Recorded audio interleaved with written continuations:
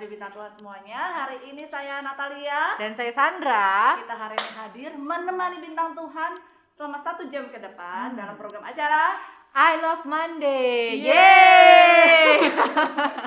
Nah, apa yang akan kita bahas hari ini? Mungkin kita mulai dulu dengan berdoa ya, Sandra. Ya, penting banget. Tadi siapa yang pimpin doa kira ya? Oh saya. Oke, kita akan berdoa dulu ya pertama. Okay. Mari kita berdoa. Tuhan, kami mengucap syukur buat hari ini untuk setiap berkat-Mu, kebaikan-Mu dalam hidup kami, Tuhan. Kalau hari ini juga kami bisa berkumpul bersama untuk siaran, Tuhan Kau berkati siaran hari ini berjalan dengan baik. Tuhan berikan sinyal yang baik, Tuhan. Berikan juga kekuatan-Mu buat setiap kami, baik itu penyiar maupun narasumber, Tuhan. Berikan hikmat-Mu, berikan Tuhan kami kesanggupan Tuhan untuk memimpin siaran ini agar semuanya boleh berjalan dengan baik. Kami berdoa juga Bapa, biarlah setiap bintang Tuhan dimanapun mereka berada boleh terberkati Tuhan lewat siaran ini, belajar tentang suatu hal yang perlu mereka perhatikan di dalam hidup mereka Tuhan. Kami percaya Tuhan semua yang kami lakukan ini tidak akan menjadi sia-sia dan kami persembahkan kepada Engkau. Terima kasih Tuhan Yesus, kami mengucap syukur hanya di dalam nama-Mu, haleluya, amin. Nah Sandra, kita akan bahas apa nih hari ini? Sudah lihat sosial media belum ya? Buka dulu. Oke ya.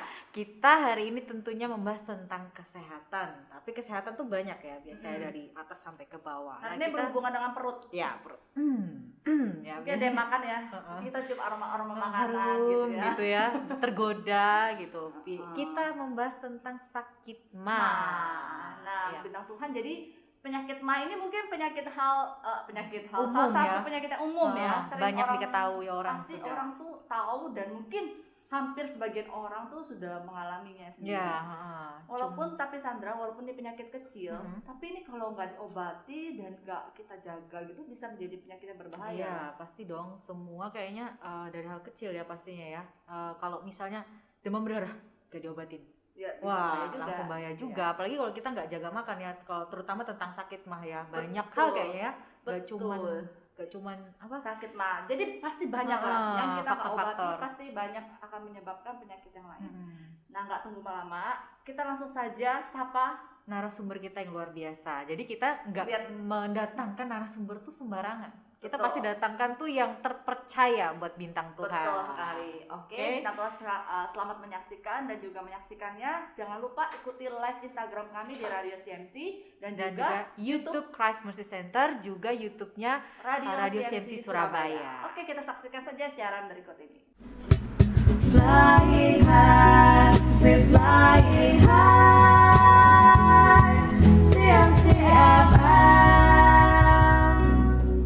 Nah, bintang Tuhan, kita langsung saja perkenalan dengan narasumber kita hari ini, yaitu ada Dokter Iren dan juga Apoteker Mauren. Tepuk tangan. Yeay. Selamat datang ya Dokter Iren dan juga Apoteker Mauren. Mungkin boleh kita tanya dulu, mereka sekarang kesibukannya apa nih? Dokter Iren dulu deh. Sekarang saya praktek pribadi di apotik Shen Pharma, terus sama ngejalanin Shen Pharma dan di klinik estetik. Oke. Kalau Apoteker Mauren? Saya juga sama praktek di apotik ya Shen Pharma, terus sambil ngajar di sekolah. Keren ya. Ya, luar biasa ya pekerjaan mereka ini adalah mereka satu tim juga ya? Satu tim sama-sama di Shen Pharma. Silakan Sandra, mungkin yang tadi dokter pengen tanya. Tidak ditahan-tahan dari tadi. Jadi boleh Dokter Iren dulu, boleh Apoteker Mauren dulu. Saya punya pertanyaan ya. Kan kalau orang merasa sakit mah tuh ada yang ngerasa teriris-iris, ada yang ngerasa kayak tertusuk-tusuk, ada yang ngerasa kayak gitu ya. Patah hati ya. Banyak apa?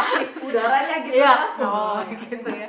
Jadi kalau sebenarnya penyakit mah tuh seperti apa sih sebenarnya gejalanya itu yang benarnya, atau definisinya dulu aja lah penyakit mah itu seperti apa biar kita semua tuh bisa sama-sama tahu yang benar itu. Siapa mau ya? Oke. Ya udah, saya duluan. Jadi kalau sakit mah itu kalau orang awam itu ya udah sakit mah aja kayak gitu. Tapi di kedokteran itu sakit mah itu banyak macam kayak gitu. Penyebabnya banyak macam kayak gitu. Terus nanti efeknya di lambungnya itu banyak macam juga kayak gitu. Tapi pada dasarnya itu adalah asam lambung itu yang mengiritasi lambung seperti itu. Dan nanti kalau berlanjut terus kadang itu bisa kayak asam lambungnya itu ke kerongkongan, mengiritasi kerongkongan, atau di bagian usus halus yang bagian permukaan yang dekat dengan lambungnya, seperti itu. Dan bisa berlanjut juga sakit mah itu bisa sampai lambungnya itu iritasinya itu sampai luka kayak gitu. Berarti gitu ya. Jadi gejalanya itu tergantung di mana gitu. Oke, tadi kan katanya asam lambungnya ya yang menyebabnya mengiris lambung ya, benar ya. Nah sebenarnya ini pertanyaan di luar konteks ya, saya pengen tanya aja, kepo gitu ya. Sebenarnya asam lambung itu sebenarnya baik atau enggak sebenarnya buat lambung? Memang harus muncul atau sebenarnya harusnya enggak kita punyai? Oke. Itu asam lambung itu baik ya, kayak gitu, sangat berguna, karena kalau nggak ada asam lambung, enzim pencernaan itu nggak bisa diaktifin kayak gitu. Nggak ada asam lambung kayak gitu, bakteri gitu yang kita makan kayak gitu-gitu tuh dia bisa masuk dengan seenaknya aja kayak gitu-gitu, dan bisa membuat tubuh kita sakit seperti itu. Jadi asam lambung itu berguna, cuma dalam batas tertentu, dan harusnya dia cuma keluar itu waktu kita makan dan memang untuk mencerna itu makanan itu kayak gitu. Jadi dia juga berguna untuk membunuh kuman-kuman yang ada di Membunuh makanan kuman-kuman, ya. terus enzim-enzim pencernaannya supaya pencernaan kita lebih bagus kayak gitu. Oke, jadi kalau kita nggak makan justru asam lambungnya ini malah mengiris lambung kayak gitu, seperti itu ya dokter? Kalau misalnya sudah terganggu kayak gitu ya bisa seperti itu, bisa pelapis dinding lambungnya itu yang tidak benar seperti itu, bisa asam lambungnya itu dia lama di situ, dia nggak beres-beres, bisa dia keluar berlebihan seperti itu. Oke, berarti nih Kak, aku mau tanya ke apoteker Moren. Nah, Kita udah tanya dokter kira-kira ya. dari yang dijelaskan dari dokter Iren ini, berarti penyebabnya kita bisa kena mah itu apakah hanya karena dari asam lambung itu? Nah, asam lambung itu karena mungkin mengiris-iris gitu ya, ya istilahnya dijelaskan ya. Ataukah ada penyebab lain selain itu yang menyebabkan sakit mah? Sebenarnya ya sama sih, intinya semua tuh asam lambung, cuman penyebab maksudnya kayak yang memicu gitu ya, asam lambung itu. Terus yang memicu juga tadi dokter Iren sempat bahas yang lapisan dinding lambungnya itu rusak. Nah itu ada banyak macam gitu, kayak cara kita makan gitu, makan yang banyak dalam satu waktu gitu kan, terus obat-obatan gitu, stres, nah itu juga bisa gitu. Jadi pemicunya beda-beda. Terus tadi kalau dari penjelasannya dokter Iren kayak tergantung derajat keparahannya. Saya gejala, saya ada yang mah itu sakit banget gitu kan, ada yang sebah gitu kan, gas keluar berlebihan gitu. Jadi ya itu sih. Berarti kalau misalkan kita cara makannya pengaruh nggak? Kalau kita makannya ngunyahnya banyak, sama ngunyahnya sedikit pengaruh nggak? Atau tergantung seberapa banyak kita menggigit. Bisa katanya harus mengunyah selama berapa 32 kali? 32 kali, 36 kali, 32 kali. Kalau Boleh, lebih hanya juga ngunyah boleh. 5 kali gitu, terus tahu 5 kali, terus kadang harus buru-buru nih, mau kerja senangnya makan gitu. Ya. Gimana itu pengaruh nggak sih ke sakit mah? Sebenarnya ngaruh sih ya, karena kan Tuhan tuh sudah menciptakan gitu ya bagian-bagian tubuh, bahkan pencernaan pun tuh punya tugasnya, misalnya yang ngolah makanan kasar, yang tinggal terima terus dicampur-campur aja gitu. Nah, kebetulan lambung tuh cuma tinggal nerima dan nyampur-nyampur aja gitu. Bagian kayak mixer gitu. Nah, kalau mulut kita ini kan ada gigi, ada lidah gitu kan, itu harusnya hancurin itu sehalus mungkin supaya pencernaan di lambung tuh nggak terlalu lama gitu. Gitu. Asamnya juga keluarnya nggak terlalu banyak. Jadi kalau misalnya kita makan itu ya cepet-cepet, nggak dikunyah dengan sampai halus, akhirnya yang kerja keras lambung ya. Iya. Oh gitu. Iya, berarti abis ini makannya harus agak lama ya, Tuhan ya. Dinikmati. Susah kita makan ngunyah Ya udah satu, kebiasaan, satu, susah. dua, Iya. sampai 30. Gimana sana?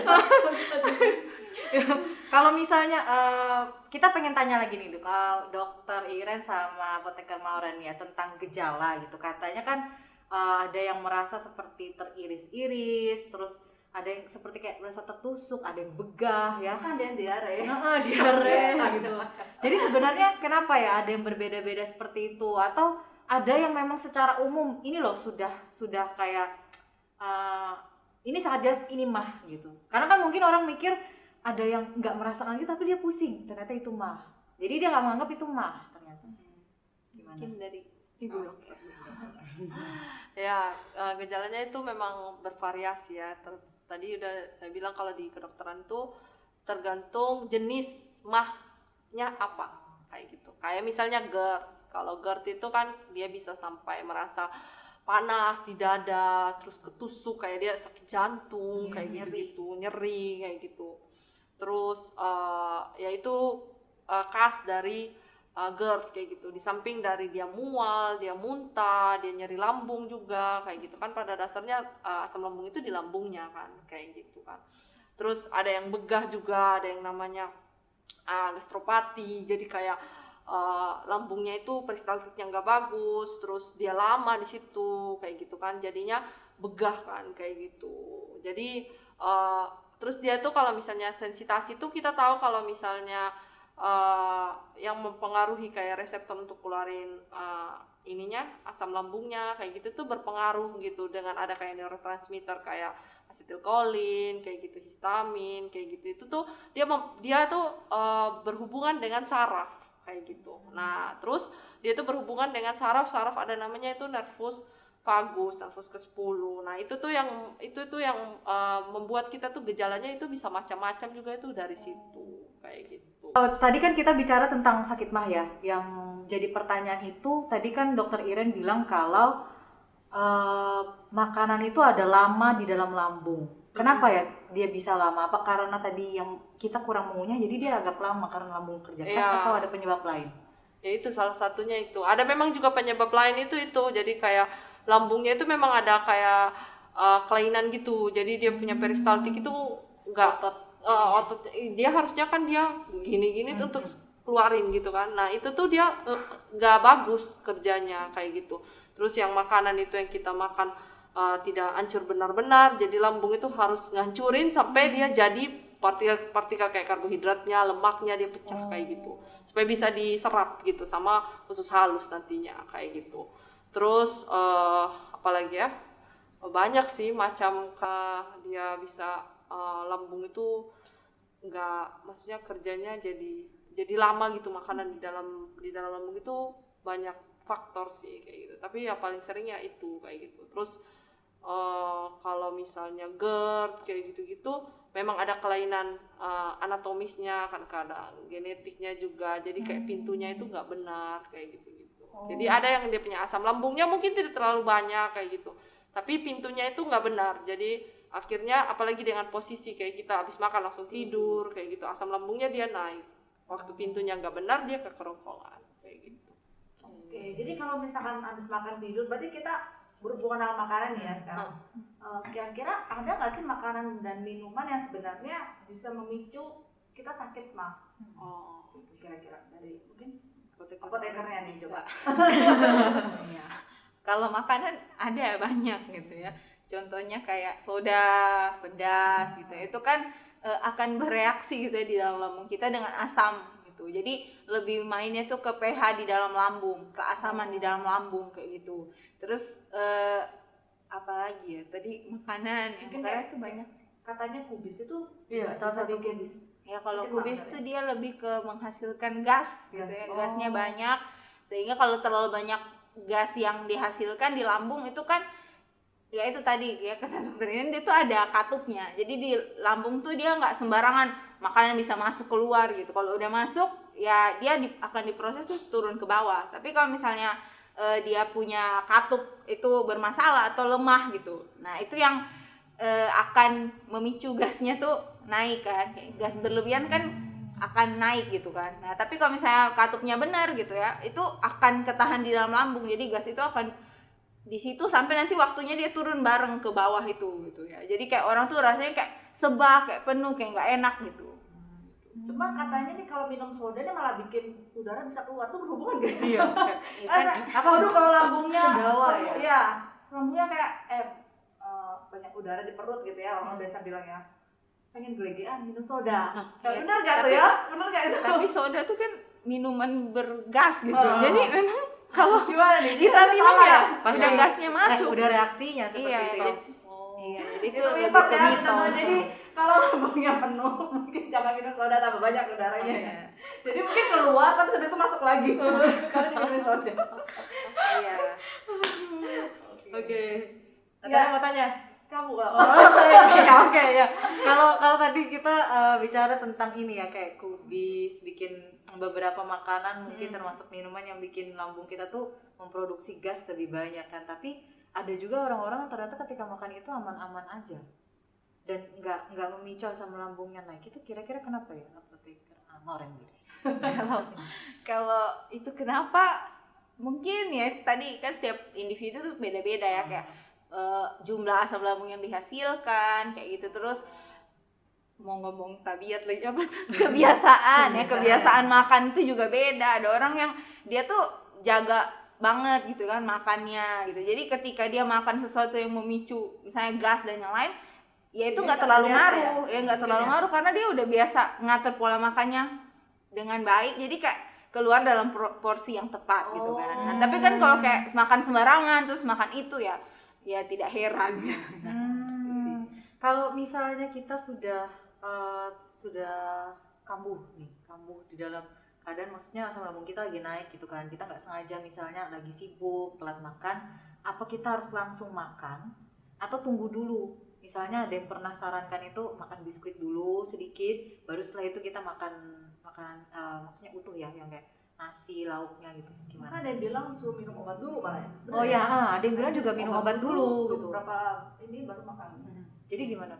Mungkin gini gantian. Jadi kalau udah ada gejala ya, kalau sudah ada gejala dan memang maksudnya sudah nyeri lambung kayak gitu, memang lebih baik sih minum obat mah dulu kayak gitu. Jadi minum obat mah jadi dinetralin dulu, pH-nya nggak tinggi-tinggi banget kayak gitu. Soalnya yang bikin asam lambung itu keluar tambah banyak lagi adalah makanan yang masuk.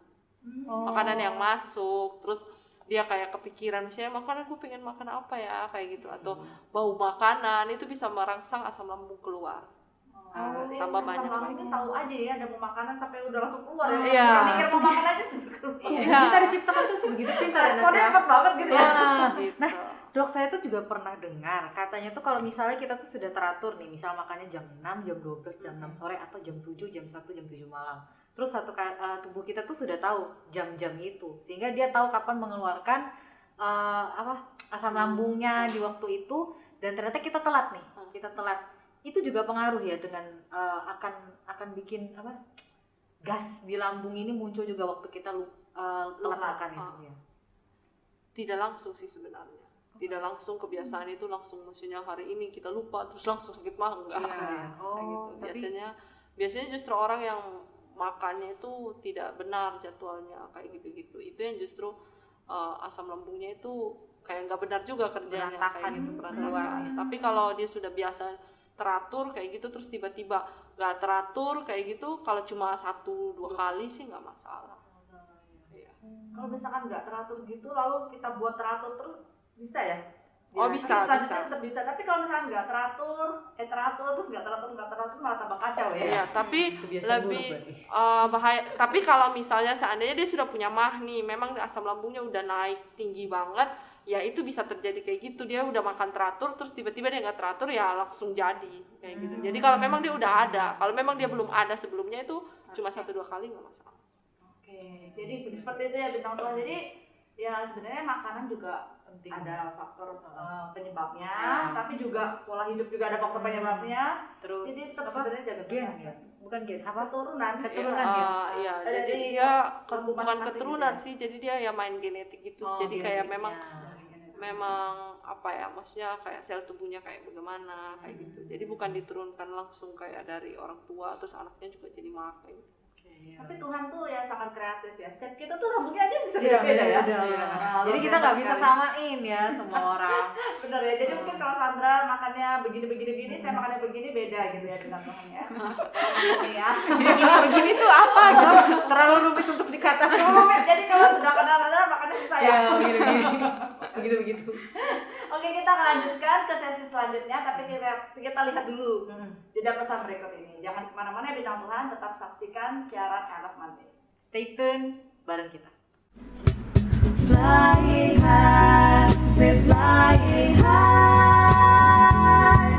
CMC FM.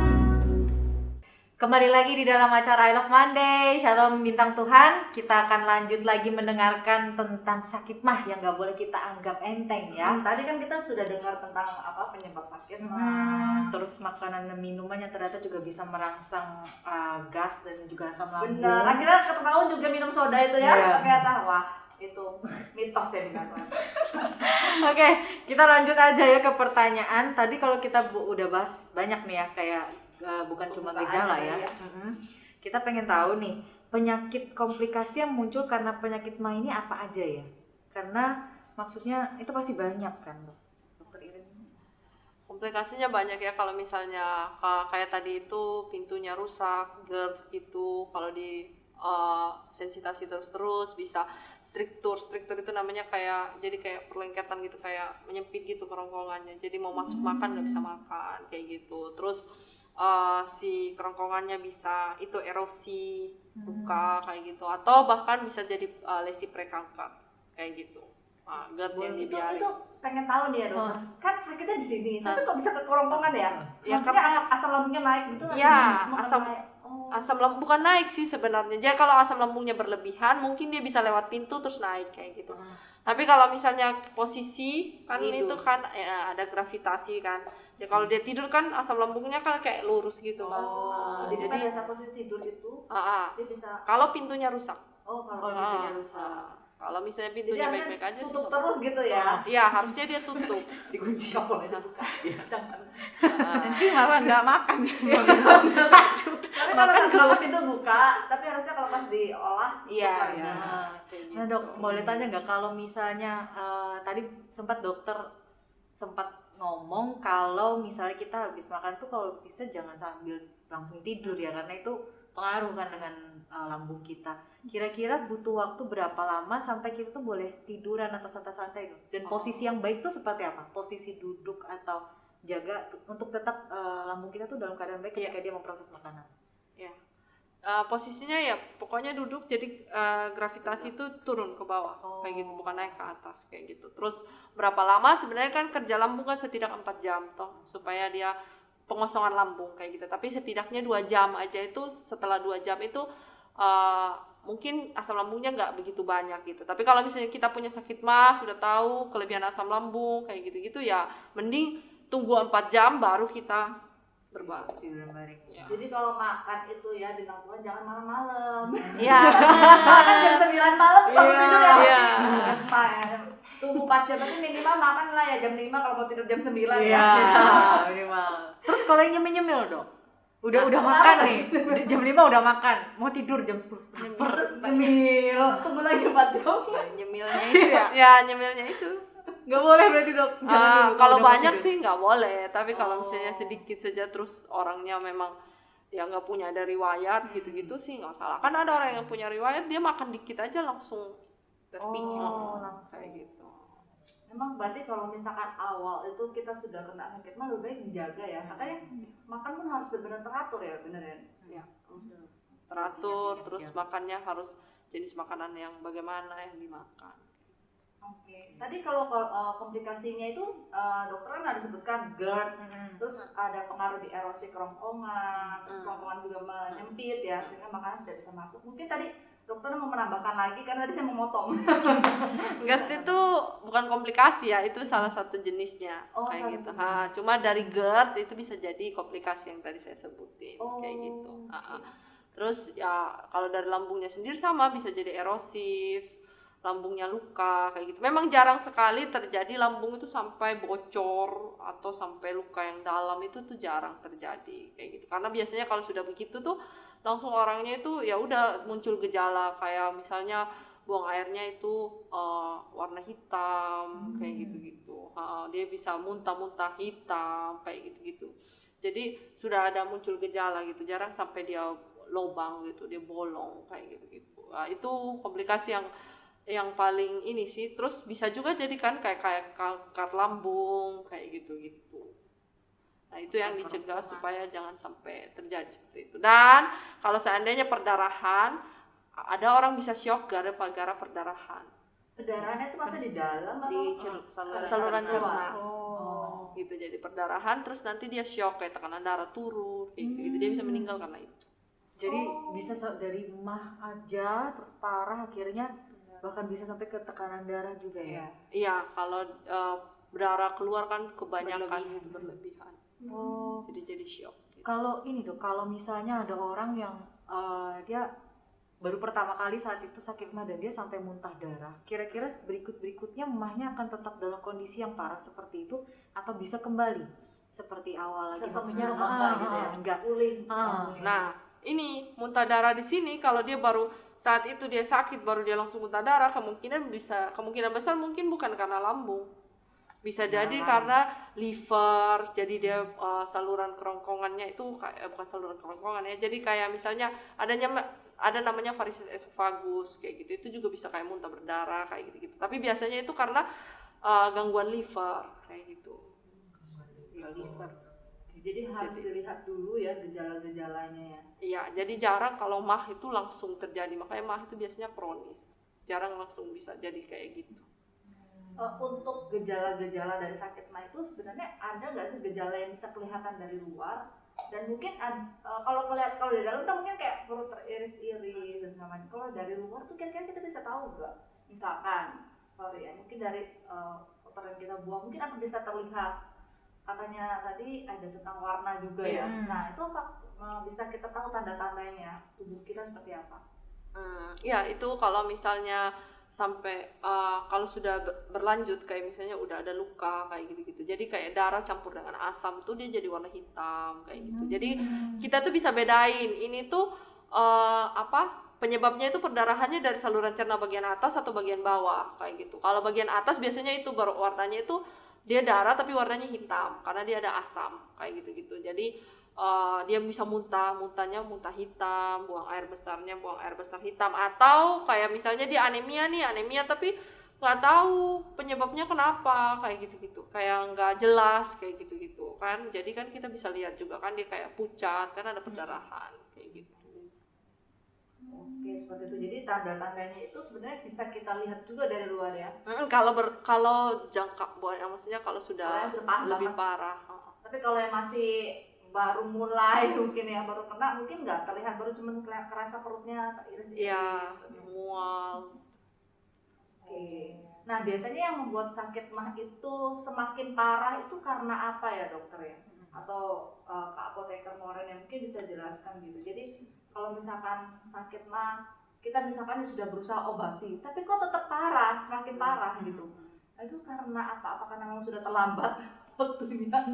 Biasanya kalau kebanyakan pasien yang datang ya bilang udah diobati, minum obat ini, minum obat itu gitu. Biasanya kita gali dari cara dia makan, pola makannya dia. Kayak misalnya dia sudah kok makan sedikit-sedikit, kunyit mungkin sampai 40 kali gitu ya kan, telan, pelan-pelan gitu kan. Kita tanya makan apa gitu. Biasanya yang paling sering mah berulang-ulang karena dia masih suka makan makanan saya pedas. Dia udah makan sedikit kok gitu, misalnya dok ya kan, apoteker gitu, tapi makannya pedes ya, level setan kan ada yang gitu, setan level 100 gitu ya. Mau makan sedikit pun kan tetap itu dilarang sebenarnya, misalnya itu harus dihindari dulu selama kita itu mah gitu. Cuman kan namanya lidah ya kan, lidah tuh harus dihibur, disenangkan. Nah itu biasanya yang kalau kita gali lebih ke pola makannya sih gitu, bukan tentang obatnya. Obat tuh memang bisa mengurangi gejala, tapi yang menjadi sumber sebenarnya pola makannya gitu. Kira-kira untuk makanan dulu kita bahas makanan lagi. Yang secara umum itu yang perlu dihindari kalau orang yang sudah punya riwayat mah, itu yang perlu dihindari apa? Makanan minuman selain makanan tadi pedas ya. Pedas, terus soda, terus berkafein, misalnya kopi, teh gitu. Kalau mie instan gitu katanya juga nggak boleh ya?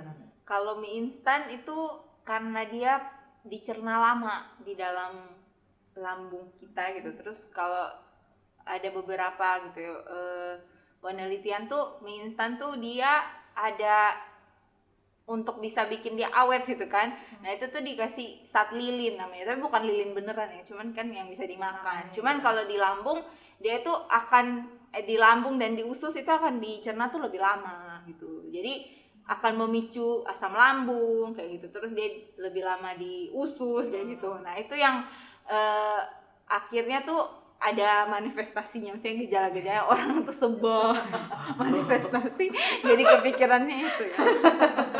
Jadi kayak gejala-gejala Iya. tapi di kedokteran juga Ada manifestasi ya? Oh, iya. klinik Berarti namanya.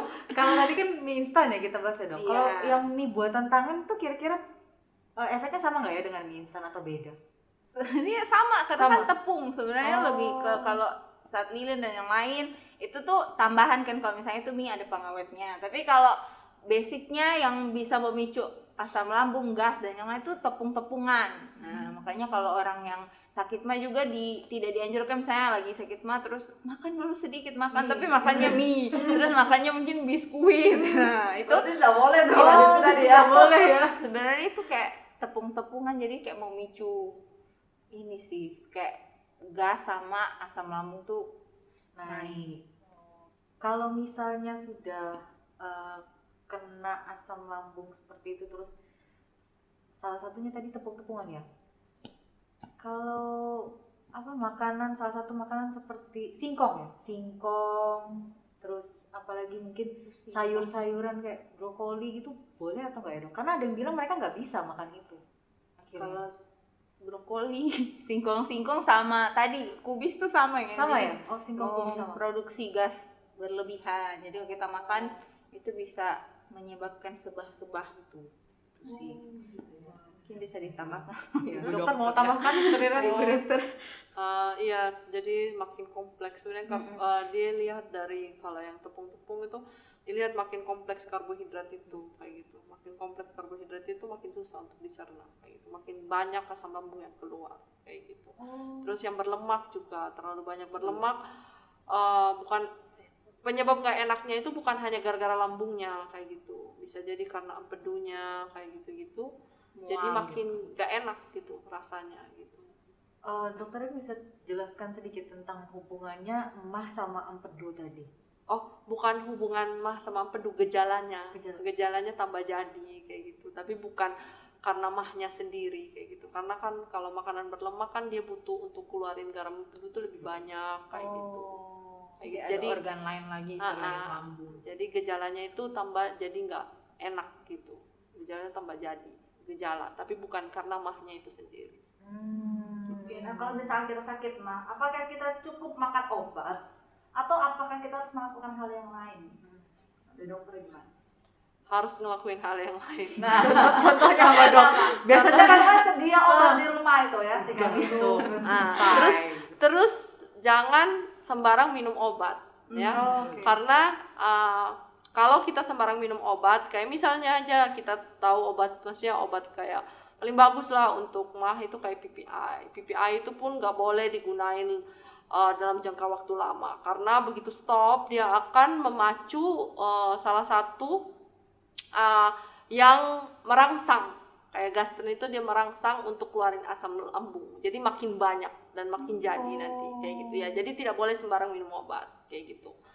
Terus selain minum obat, yaitu pola makannya harus dijaga. Kalau bisa di jam yang sama kayak gitu. Kalau makan jangan makan langsung banyak, makan sedikit-sedikit. Kalau seandainya kita puasa nih, puasa bukanya itu jangan langsung buka pakai karbohidrat kompleks kayak gitu. Ya makan-makan, kalau misalnya kue makan sedikit, jangan kue juga langsung dimakan langsung dilahap banyak.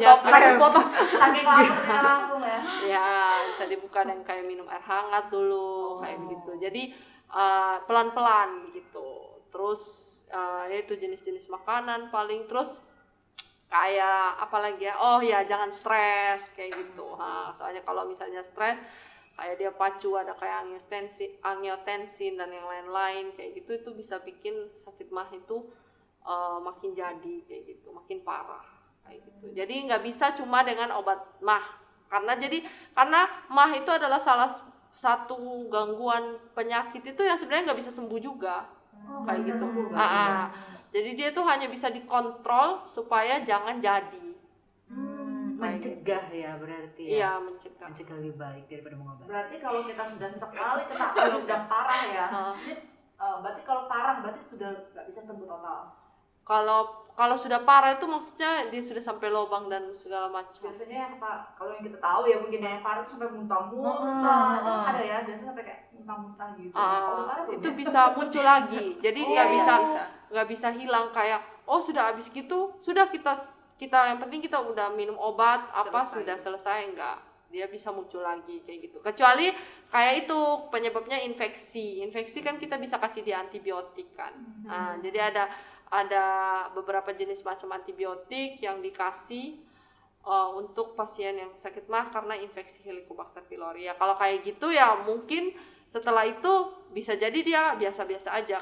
Kalau dia punya pompa yang untuk keluarin asam lambung itu masih benar gitu. Kalau dia juga pompanya nggak benar, ya udah, ya akan selamanya dia akan bisa muncul lagi ketika disensitasi.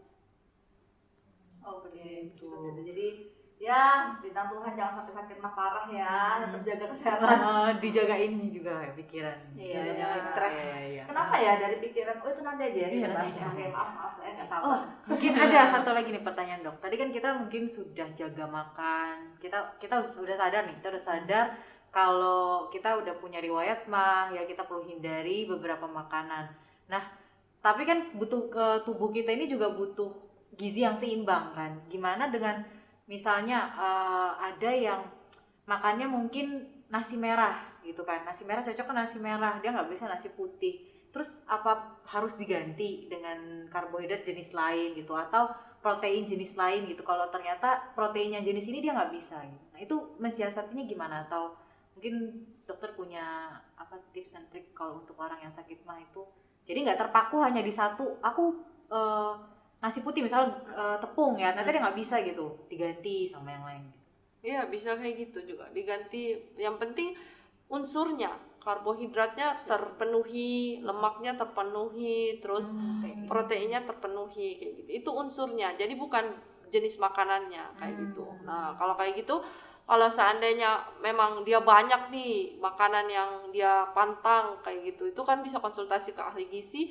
Jadi setiap makanan itu punya berapa gram protein, berapa gram karbohidrat, nanti di combine untuk memenuhi untuk kalorinya berapa per hari kayak gitu. Jadi bisa dikonsultasi ke dokter gizi. Keren ya Teh. Iya, Maksudnya kadang kan kalau udah kayak gitu, aduh aku nggak bisa makan ini, terus mikir gitu makan apa ya, apa stres, Iya. mau mikir mau makan aja sebelum keluar. Tapi sebenarnya sih kalau mau hitung sendiri juga bisa. Iya, sendiri juga bisa ya. Sekarang soalnya pengetahuan bisa dicatat, Iya, tapi tetap lebih harus mudah. ini ya mengikuti seperti petunjuk Iya. kan biasa obat-obat gitu ya, mengikuti saran petunjuk Anjuran. dokter Iya. ya. Jadi jangan kira-kira sendiri ya. Sudah ada yang profesional di bidangnya. Iya. Kadang kan orang takut ke dokter gitu ya. Iya. Saya juga takut ke dokter ya. Ini ada dokter. Iya. Saya belum takut ya. Oke, bintang Tuhan, kita tadi sudah bahas ya tentang komplikasi-komplikasi dan makanan yang perlu dihindari, terus juga ada tips dan trik ya kalau ternyata makanan yang kita makan itu ya nggak cuman jenisnya tapi tentang unsur-unsur dari gizinya itu ya, bisa konsultasi juga. Nah bintang Tuhan jangan kemana-mana, kita akan bahas lebih jauh lagi tentang sakit mah ini supaya kita juga punya pengetahuan yang lebih, kita nggak sembarang juga mengambil informasi dari internet ya, karena kita punya narasumber yang luar biasa. Jangan kemana-mana, kita akan kembali lagi setelah pesan-pesan berikut ini. Stay tune di I Love Monday. Flying high, we're flying high. CMCFM. Oke bintang Tuhan, kembali lagi masih dalam program acara I Love Monday. Masih di sini bersama Natalia, Sandra, dan juga ada apoteker Moren dan dokter Iren. Tadi kita sudah bahas tentang sakit mah, komplikasinya apa aja. Ternyata ya bintang Tuhan bisa sampai ke kerongkongan nih. Jadi bintang Tuhan harus hati-hati kalau misalkan sudah mulai sedikit-sedikit rasa sakit gitu ya. Nah harus mulai mawas diri. Jangan dibiarkan, harus kembali melakukan pola hidup yang benar gitu ya, kebiasaan makan yang benar juga. Nah kita tanya aja yang selanjutnya nih ya, tentang stres. katanya stres itu bisa bikin sakit mah. Kok bisa gitu ya? Padahal stres tuh di otak gitu ya, di pikiran, tapi turunnya ke lambung. Yang dilihat mata, Kadang yang kita sakit di yang- hati. Kadang kita lihat sesuatu yang menyakitkan di mata kita, tapi dia sakit hati kita. Bukan mata kita, itu kenapa ya? Gimana kenapa? Mungkin udah dokter Iren ya. Mungkin dia dokter. Paling Kenapa mengerti jantungnya mungkin berapa soal ini ya. Jadi melihat siapa gitu ya, makan siapa gitu, oh sakit hati. Atau melihat siapa yang senang di hati. Mungkin lama-lama bisa Mata sakit kita yang lambung ya sakit. melihat. Makanya jangan terikat. Putuskan saya tadi Iya. ya.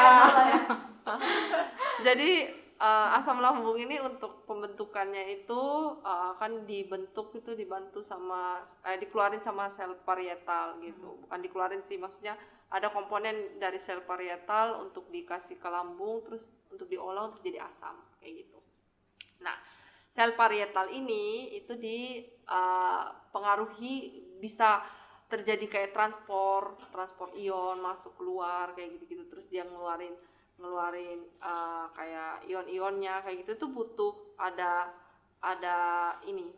yang macu, ada yang picu kayak gitu, ada yang kayak hormon gastrin tadi, terus neurotransmitter asetilkolin, histamin kayak gitu.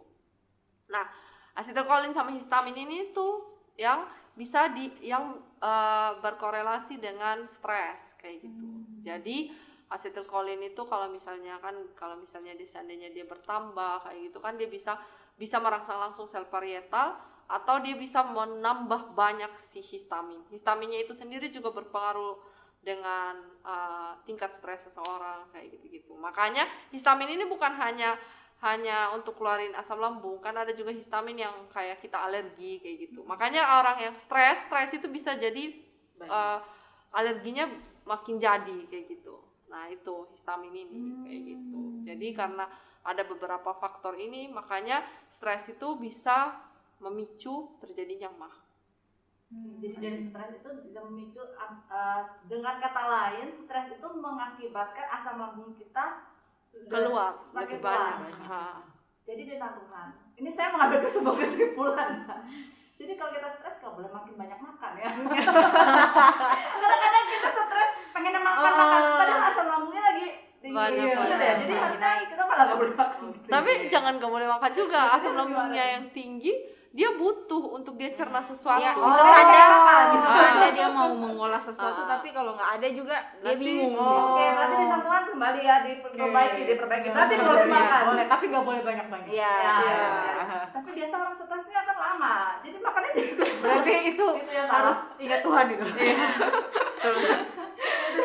Hati yang gembira adalah obat. Betul. Oke, berarti punya hati yang gembira saat itu obat yang benar. Sukacita ya. Nah, Dok, saya penasaran tadi kan tentang stres ya. Sebenarnya kan Tuhan itu pasti menciptakan segala sesuatu tuh pasti baik ya. Saya pernah baca artikel kalau stres itu sebenarnya baik buat kita gitu, karena kita lagi ngadepi tekanan.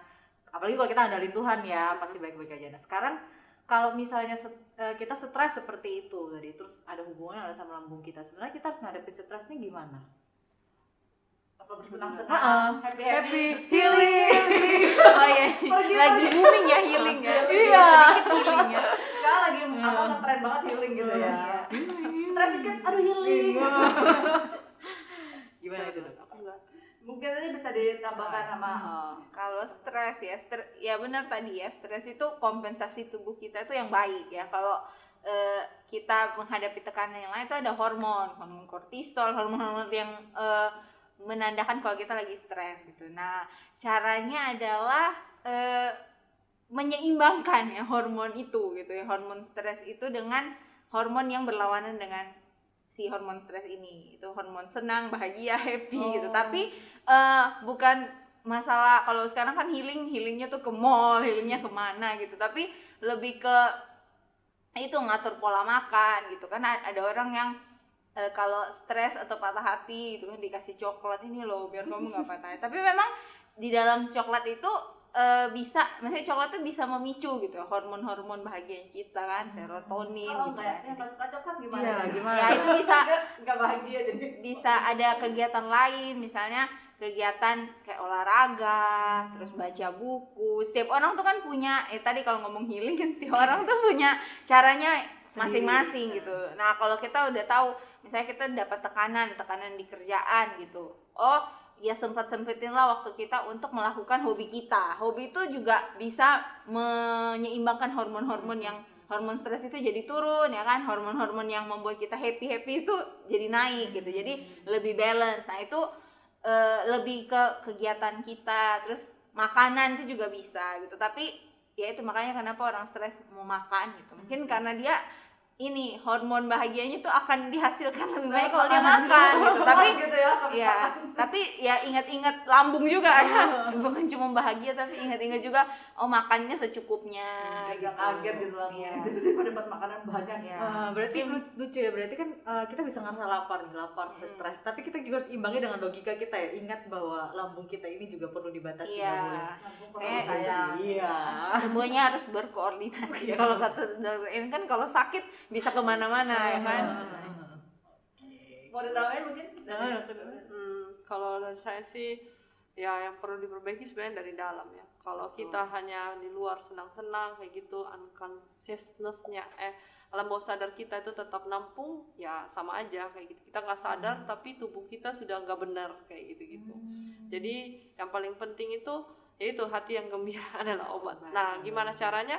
Yaitu ada beberapa penelitian yang bilang kalau tingkat spiritualitas itu bisa menyeimbangkan hormon.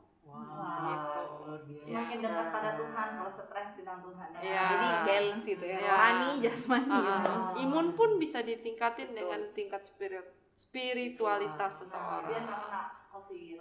Imun kita kan harus tinggi. Jadi harus semakin dekat dengan Tuhan. Baca Alkitab, Iya. doa. Kita sering lupa ya, seringnya tuh lihat yang ada di sekitar kita, kegiatan-kegiatan lupa kalau ternyata yang tadi dokter Ira bilang ya, spiritual tuh justru juga penting ya, yang bisa kita ninggalin. Yang nggak bagus itu adalah kalau kita healing, terakhir itu jadi edik. Tuh. Nah, itu yang kecanduan. Nah, edik ini kalau misalnya kayak kita udah ngerasa nih, oh ini hal-hal bisa buat kita bahagia, tapi hal itu jadi candu kita. Kalau hal yang nggak baik itu jadi candu. terkontrol Nah, jadinya. nanti yang tidak terkontrol ini akan menghasilkan hormon stres lebih banyak lagi untuk mengontrolnya. Nah, itu kita bisa jatuh ke keadaan bukan jadi tambah baik, tambah lebih cemas, depresi dan segala macam. Ya, siapa tahu dia depresi karena nggak bisa pergi keluar gitu ya. Mungkin nanti kalau nggak sih, saya nggak berdoa seperti itu. Cuma kalau kondisi kita benar-benar nggak boleh keluar, Iya, itu bisa benar. stres loh. iya, melihat keadaan sama terus ya, Iya. jadi akhirnya seperti itu. Oke, nah ini kan ini masuk bulan puasa. Nah, gimana sih kalau orang Kristen kan juga ada ya puasa ya, kadang itu puasa Ester, puasa Dania, puasa yang biasa. Saya membayangkan puasa Ester 3 hari nggak makan tuh gimana ya? Lambung tetap aman ya? Atau karena mungkin tidak sering dilakukan Karena mungkin ya? kekuatan Tuhan juga. Oh iya benar. Tuhan tuh luar biasa Benar, ya, bisa menahan lambung kita supaya tetap kuat Yes. 3 hari ya. Iya. Nah itu sebenarnya cara kita berpuasa yang baik tuh bagaimana sih? Mungkin hitungan waktunya atau apa gitu supaya juga ya kita bisa berpuasa fokus sama Tuhan, kita juga bisa tetap sehat. Coba dari berdua aja nggak masalah satu. Kita perlu nanti sweet, menambahkan ya. Mungkin dokter Iren aja nanti. Ya, silakan. Kalau puasa tergantung kita itu memang udah punya sakit mah atau belum, kayak gitu ya. Kalau misalnya belum, mungkin kita nggak perlu terlalu kayak minum obat mah seperti itu. Terus kalau paling penting itu yaitu jaga pola makan. Jadi waktu makan itu jangan terlalu makan yang banyak langsung, terus yang kayak berminyak langsung kayak gitu, terus atau makanan-makanan siap saji itu dikurangi kalau gitu. Kalau pas lagi puasa kayak gitu. Terus sebelum pas buka yang ringan-ringan aja dulu gitu. Jangan langsung makan makanan yang berat seperti itu. Terus kayak misalnya kita puasa nih, terus bukanya misalnya jam 6 ya. Jam 6 kayak gitu. Jangan makannya nanti jam 10 malam kayak gitu. Itu. Biasanya kalau orang buka puasa udah buru-buru Iya. Habis semuanya. Tapi kan biasa ada orang mungkin dia nanti kerja sekalian atau dia aja. ya sekalian kayak gitu kan. Ya jangan juga gitu. Jadi benar-benar pola makannya itu diatur. Untuk yang orang-orang yang sudah punya sakit mah kayak gitu, itu memang bisa kita kasih obat mah kayak gitu kan. Obat mah ini kan ada banyak macamnya kayak gitu. Ya, bagaimana Murat? Ya ada banyak macamnya. Tapi kalau pada umumnya kalau puasa lebih ke asam lambung gitu ya. Iya. Saya produksi asam lambungnya itu yang diatur gitu. Coba kalau dia sudah ada bawaan mahnya, itu ada tambahan-tambahan obat yang lain yang menghambat yang tadi pompa-pompa kanal-kanalnya. Itu obatnya dimakannya sebelum pas kita mulai puasa atau gimana? Atau Prosesnya? sebelum buka ya.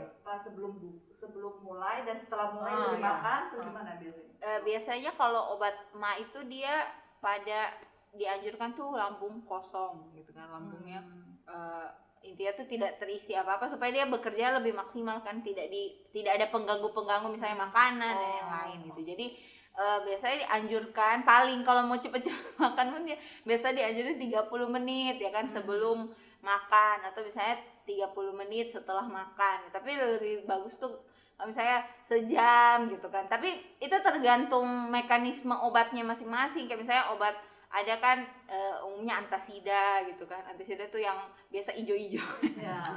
Ijo-ijo gitu ya. Nah, itu yang paling cepat bekerja. Jadi kalau misalnya kita udah mah gitu, puasa terus mah, ya dianjurin obat itu dulu. Kalau obat-obat yang lain boleh gitu, tapi dia kerjanya lebih lama gitu. Kayak ibaratnya mencapai titik kerjanya tuh lebih lama daripada obat yang tadinya antasida itu gitu. Jadi tipsnya kalau misalnya berpuasa, apalagi untuk yang berpuasanya panjang 12 jam gitu, itu mungkin sebelum tutup puasa gitu dia bisa minum itu ya, atau misalnya setelah pas berbuka puasa ya setelah berbuka puasa habis makan dia tunggu sedikit jeda dia minum gitu. Kalau memang dia ada bawaan asam lambung gitu ya, mah gitu. Nah, itu dianjurkan sih untuk minum antasida gitu sih. Terus ada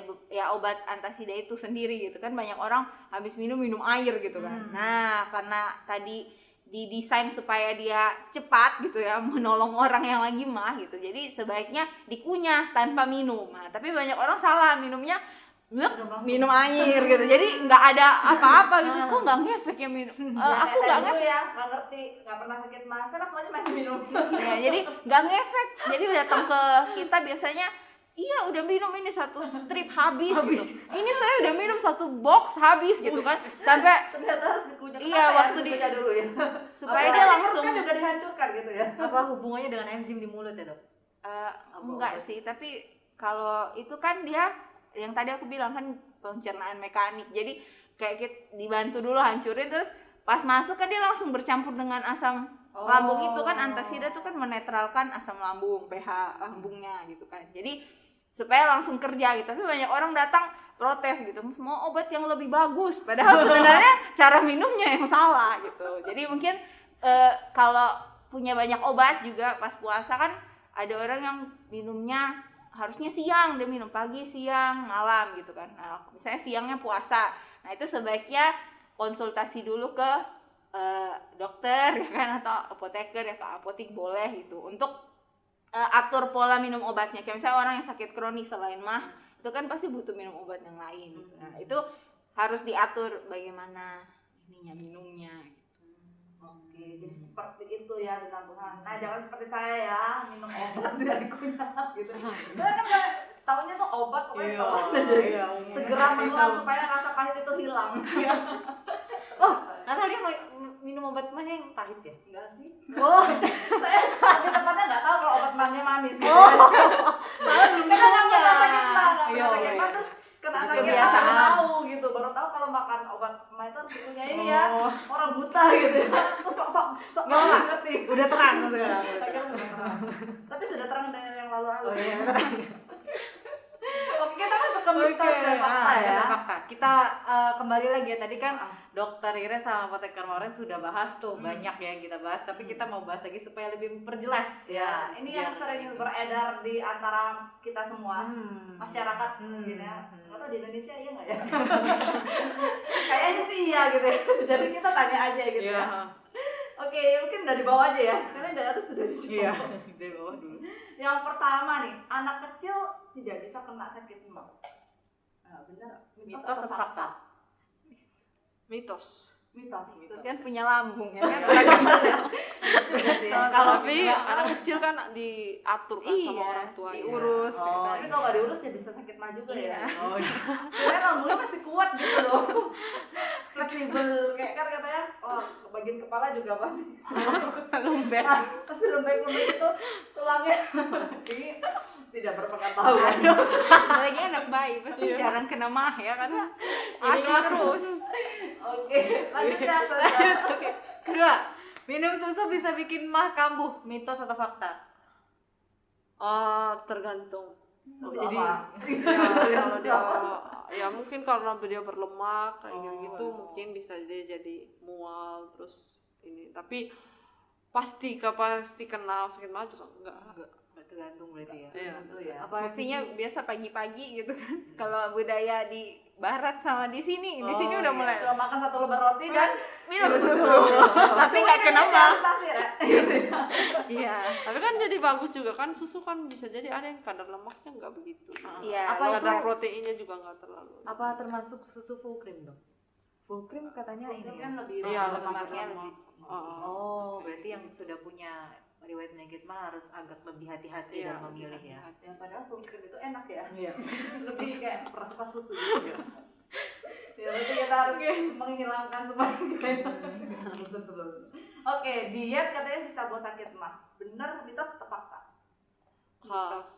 Ya, mitos. Karena diet itu tergantung kan. Diet itu nggak selalu harus turunin berat badan dan tidak selalu harus maksudnya ada yang untuk naikin berat badan juga kayak gitu. Terus dietnya seperti apa? Kalau dietnya itu makannya tetap teratur, cuma sedikit-sedikit kan tidak masalah. Tapi kalau misalnya dietnya kayak yaitu kayak dipuasain dulu kayak gitu jauh kayak gitu. Ada yang dietnya dia nggak makan apa kayak gitu, makannya protein aja kan ada kan? Iya. Diet Itu- apa itu namanya ya? Keto. Ya kayak Oke, gitu-gitu oke. kan itu juga berpengaruh. Baik ya. Ya, jadi nggak apa-apa kok San. Aku mau diet. Jadi nggak apa-apa. pada dasarnya kan Dia diet yang baik. diet itu mengatur pola makan. Iya. Itu kan kata dasarnya. Tapi ada orang yang unhealthy diet. Nah, itu yang bisa mah. Kalau yang healthy diet misalnya benar-benar dia perhatikan semua yang tadi ya Nah, juga Hati sih. aja ya. aman Atau aja. dia makannya terlalu sedikit, kalorinya nggak cukup Betul, kayak gitu. Kurang baik juga untuk tubuh ya, nggak cuma mah Iya. berarti ya. Oke, sudah selesai nih mitos faktanya ya. Iya. Karena tadi sudah banyak yang dijawab mitos fakta yang kita sudah siapkan gitu ya. Nggak apa-apa. Yang penting minta Tuhan terberkati, terhibur juga ya. Hiburan ya. Itu deh Sandra. Iya, Jadi benar apa ya. yang Sandra dapatkan ya hari ini? Ya dari semua yang dibicarakan itu sebenarnya mungkin kompleks ya, kelihatannya kompleks sekali tapi simple. Seringkali kita tuh mendengar oh sakit mah, ya udah sakit aja gitu. Penyakit Tapi- biasa semua orang mungkin Ah.